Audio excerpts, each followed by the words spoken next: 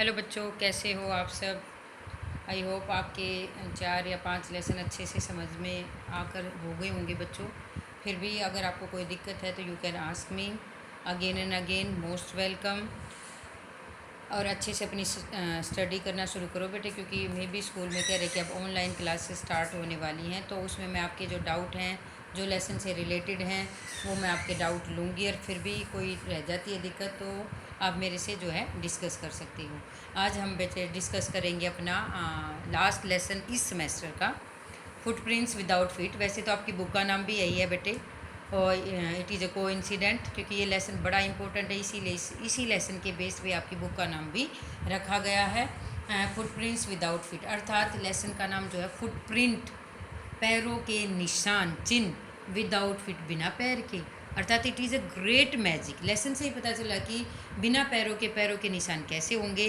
तो डेफिनेटली बेटे ये लेसन जो जो है एक मैजिकल लेसन है, एक मैजिक है कि कौन करता है मैजिक। एक साइंटिस्ट होता है जिसका नाम ग्रिफिन होता है, और वो अपने मैजिक को कैसे डिस्क्राइब करता है, कैसे इनोवेट करता है, और कैसे उसका प्रयोग करता है, मतलब पॉजिटिवली करता है या नेगेटिव, इस लेसन में हम वो जानेंगे।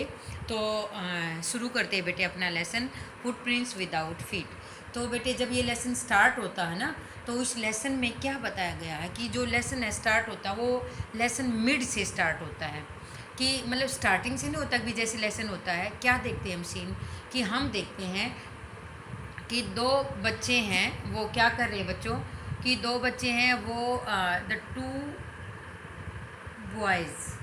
To boys started in the surprise. हैरान है, पहली लाइन में है कि सरप्राइज़ है कि दो लड़के स्कूल से वापस आते हैं, और वो जब वापस आते हैं तो उन्हें पैरों के निशान आगे बढ़ते हुए नज़र आते हैं।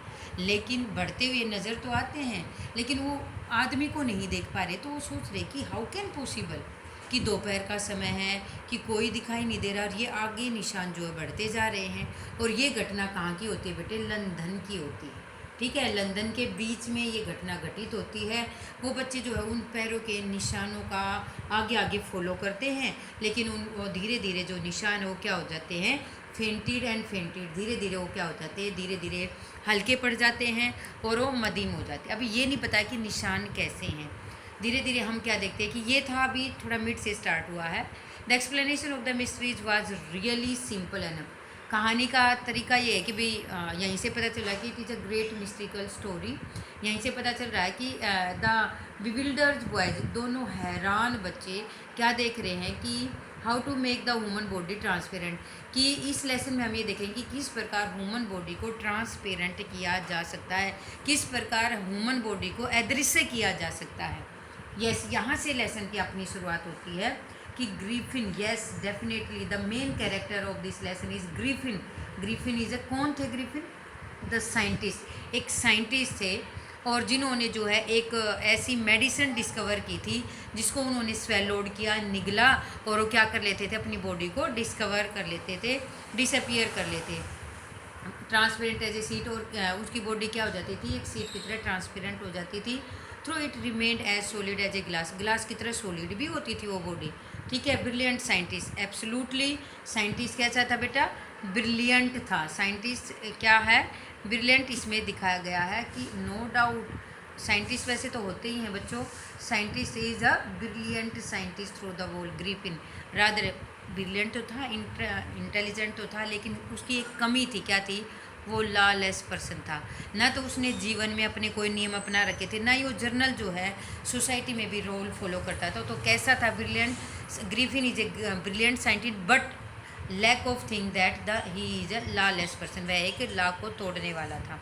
इसका एक कारण था कि क्योंकि वो डिसोबे करता रहता था, इधर उधर घूमता रहता था, और इसी कारण जो है उसकी जो लैंड लॉर्ड होती है वह उसको इजेक्ट कर देती है, अपने घर से इजेक्ट कर देती है। क्या कर देती है बच्चों, इजेक्ट कर देती है, अपने घर से निकाल देती है। इजेक्ट का मतलब क्या होता है, निकाल देती है वह उसको इन द रिवेंज, और उस निकालने का बदला लेने के लिए उसने क्या किया, धीरे धीरे अपने सारे कपड़े रिमूव कर दिए, क्योंकि अदृश्य होना पड़ा।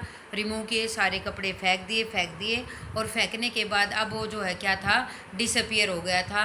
और डिसअपियर होने के बाद उसने उसके घर को, अपनी मकान मालकिन के घर को क्या लगा दी थी, सेट ऑफ फायर, मतलब आग लगा देना अपने घर, मतलब उसको बदला लेने के लिए भी उसने मुझे घर से निकाला और उनको आग लगा दी थी। अब वह क्या था, कंप्लीट इनविजिबल, क्वाइट इनविजिबल जो है, इनविजिबल हो गया था, और बिना घर का हो गया था, बिना कपड़ों का, क्योंकि जैसे जैसे एक एक कपड़े को उतारता जाता वह डिसअपियर होता, जैसे जैसे एक एक कपड़े को पहनेगा वह क्या हो जाएगा, विजिबल हो जाएगा। तो अब वो डिसअपियर हो जाए, अब बिना घर का हो गया, बिना कपड़ों के हो गया। और सबसे बड़ी बात है कि उसने डिसीजन भी बड़े गलत टाइम पे लिया, वो भी विंटर का सीज़न, जब बिल्कुल ठंड जो मौसम होता है, जिसमें हमें बॉडी के लिए कपड़ों की तो एटलीस्ट ज़रूरत होती है।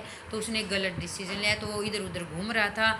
घूमते घूमते उसके पैर जो है कीचड़ में जो है चले जाते हैं, और कीचड़ के पैर ही जो स्टार्टिंग में जो दो बच्चों को दिखाई देते हैं कि वो पैरों के निशान, क्योंकि कीचड़ से भरने के बाद वो कवर हो गए और वो पैरों के निशान उनको दिखाई देते। और धीरे धीरे आपको पता कि कीचड़ के जो निशान वो धीरे धीरे क्या हो जाते हैं, फेंटेड, मध्यम हो जाते, हल्के हो जाते हैं, और वो क्या हो जाता है, वो डिसअपियर हो जाता था। तो आपको समझ में आ गया होगा कि स्टोरी का क्या रेफरेंस दे रखा है, कहाँ क्या होती है।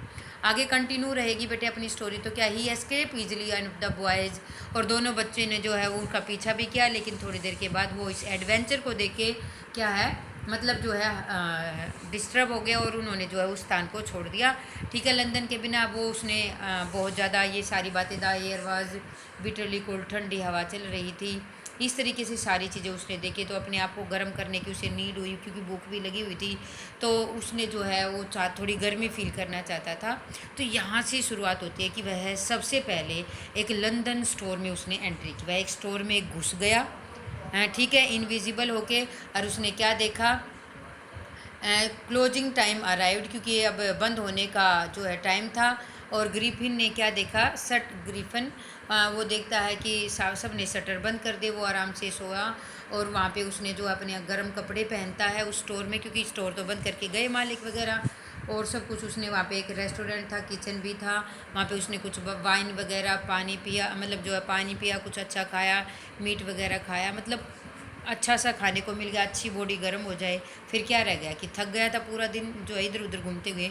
पायल जॉब क्वेल्ट, वहाँ कपड़ों का कुछ ढेर पड़ा हुआ था, रज़ाइयों का। पायल जॉब क्वेल्ट का मतलब होता है रज़ाइयों का ढेर पड़ा हुआ था, और भी गर्म हो जाएगी बॉडी, और उन्हीं के ऊपर जाके थक कर सो जाता है। यहाँ पे एक चेंज होता है। वो कहता है, ऑथर कहता है, राइटर कहता है, क्या कहता है कि हर चीज़ अच्छी हुई होती ग्रिफिन के साथ, अगर if only Griffin had manage, अगर ग्रिफिन समय पे जाग गया होता तो सब कुछ अच्छा हुआ होता। पर क्योंकि वो जागा नहीं, वो सोता रहा, और इतने में जो मालकिन वगैरह थे उन्होंने स्टोर का गेट खोला, और उन्होंने देखा कि चीज़ें इधर उधर बिखरी हुई है, और उन्होंने उसको पकड़ने की कोशिश की। अब ओबियसली उसके पास मुश्किल से उसे कपड़े मिले थे, तो अब उसके पास कोई सोल्यूशन नहीं था।